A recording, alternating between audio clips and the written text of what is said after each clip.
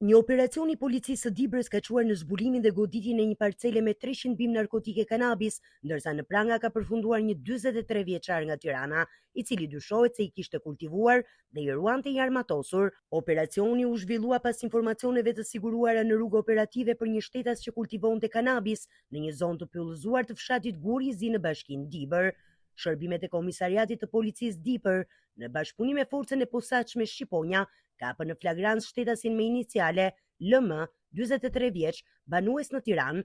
Gjatë kontrollit, policia konstatoi se 43 vjeçari kishte kultivuar 300 bim të dyshuara narkotike kanabis sativa dhe ruante parcelën i armatosur me një armë zjarri tip pushk. Arma e zjarrit së bashku me 6 fishek u sekuestruan në cilësinë e provës materiale, një pjesë e bimëve narkotike u sekuestruan për ekzaminime të mëtejshme, ndërsa pjesa tjetër u asgjësua në vendngjarje me anë të djegjes.